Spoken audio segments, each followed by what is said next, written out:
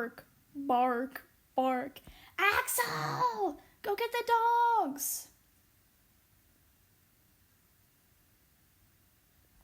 Wait a second.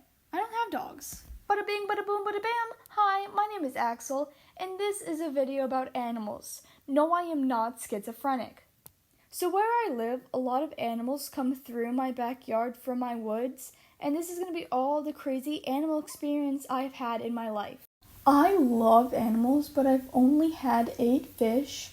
I know that sounds absurd, but it was scattered throughout my entire life. At one point, I did have 11. But Axel, how can you have 11 if you said you only had 8? I meant me and my sister together. We owned 11 goldfish. But you're lying to your viewers. And also, didn't you get me from the introverted cartoonist and all the other animators who use different objects to show their viewers? Yes, I did, and I have no regrets. The first story I'm going to start off with is the opener I did for this video. When I was in the 6th grade, this dog, I'm pretty sure it was a Great Dane, he kind of looked like this, was in my backyard chilling by this little swing set me and my sister used to play on when we were younger. And it kind of scared me. I didn't know what it was at first. I thought it was like a wolf or something because it was big and it was just kind of looked like a loaf of bread. I looked closer, it was a dog. I'm like, I don't own a dog. Later through the day, it slowly crept to our house, and it was kind of creepy. I'm like, okay, that's creepy. And it made its way to our glass side door, trying to get in, like it owned the place.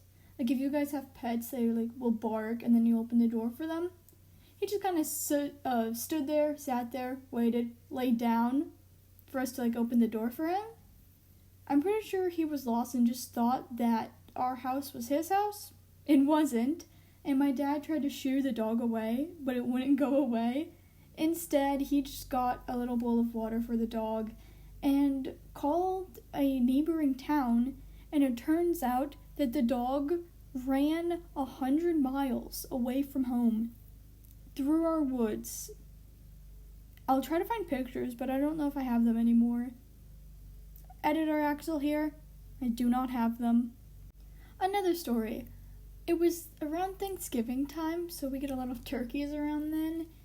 I was sitting in this little chair by the window, reading a book peacefully like a nerd, and I hear a little gobble, gobble, gobble, gobble. I look out to see not 1, not 2, not even 3, but 5 turkeys, making their merry little way down my hill in my backyard. And then they go back into the woods. And my dad says, dang. If I was just a little faster, we would have turkeys for Thanksgiving. It was kind of funny. In my backyard, on the side of my wall, there's this little area, and there's this little fireplace by it. One time, when I was in the 3rd grade, a tortoise was by it and just walked by. We named it Shelly, and then I never saw Shelly again.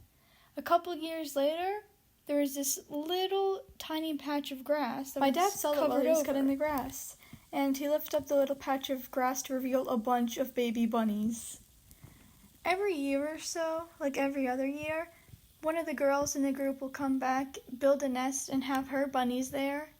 This year is not one of those years. We have had no bunnies or no bunny nests by our house, so maybe next year. These next 2 stories actually happened recently.